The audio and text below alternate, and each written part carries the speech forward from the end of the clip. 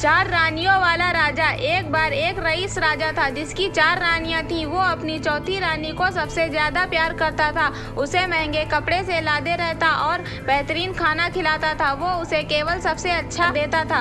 वो अपनी तीसरी पत्नी से भी बहुत प्यार करता था और उसका आसपास के राज्यों में बखान करता था, मगर उसे डर था कि वो एक दिन उसे किसी और के लिए छोड़ देगी।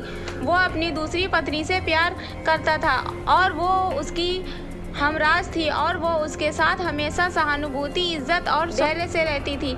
जब भी राजा को कोई परेशानी होती थी तो वो उसे बताता था ताकि वो राजा को उस परेशानी का हल बता सके। राजा की पहली पत्नी राजा की सबसे वफादार थी और राज्य और उसकी दौलत बढ़ाने में बहुत मदद करती थी, मगर वह अपनी पहली पत्नी से प्यार नहीं करता था। एक बार राजा बीमार पड़ गया और उसे समझ आ गया कि उसके पास बहुत समय कम है, इसलिए उसे अपनी चौथी पत्नी से पूछा कि मैंने सबसे ज्यादा प्यार तुमसे किया है और तुम्हें सबसे बेहतरीन चीजों से नवाजा है, तुम्हारे सबसे ज्यादा ध्यान रखा है। अब जब मैं मरने जा रहा हूँ, क्या तुम मेरा साथ देने के लिए मेरे साथ चलोगी? तब उसके चौथी पत्नी ने जवाब दिया कि बिल्कुल नहीं। उसकी बात राजा के दिल में छुरी जैसी चुभी। अब दुखी राजा ने अपने तीसरी पत्नी से पूछा कि मैंने सारी जिंदगी तुमसे प्यार किया, अब मैं जा रहा हूँ, क्या तुम मेरे साथ चलोगी? नहीं, ऐसा तीसरी पत्नी ने जवाब दिया। जिंदगी बहुत अच्छी है और जब तुम मरोगे तो दोबारा से शादी करूंगी। अब राजा का दिल बैठ गया था और वो अब ठंडा पड़ गया था।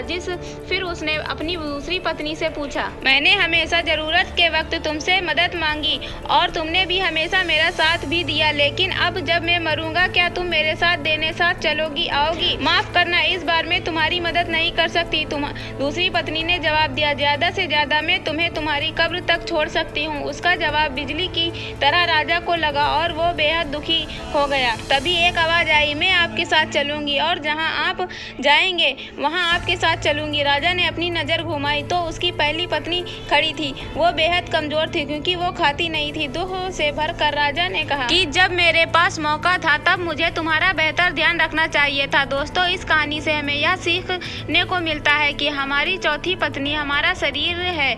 हम चाहे इसे सजाने दजाने में कितना भी दिल लगाएं, मृत्यु के समय ये हमें छोड़कर जाएगा।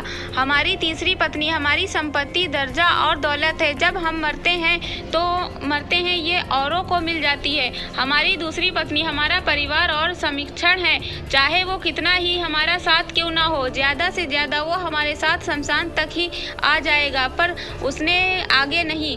हमारी पहली पत्नी हमारी आत्मा है जो अक्सर दौलत, ताकत और अहंकार के लिए बेध्यान हो जाती है, मगर हमारी आत्मा ही एक ऐसी है जो जहां हम जाएंगे वहां तक जाएगी। इसलिए उसे उपजाऊ, ताकतवर बनाएं और उसका आज से ही ध्यान रखें। ये दुनिया में आपका सबसे बड़ा तोहफा है। इस कहानी से हमको क्या सीख मिलती है हमें कमेंट करके जरूर बताएं। वीडियो अच्छी लगी हो तो लाइक करें। ऐसी अमेजिंग कहानी देखने के लिए चैनल को सब्सक्राइब कर लें।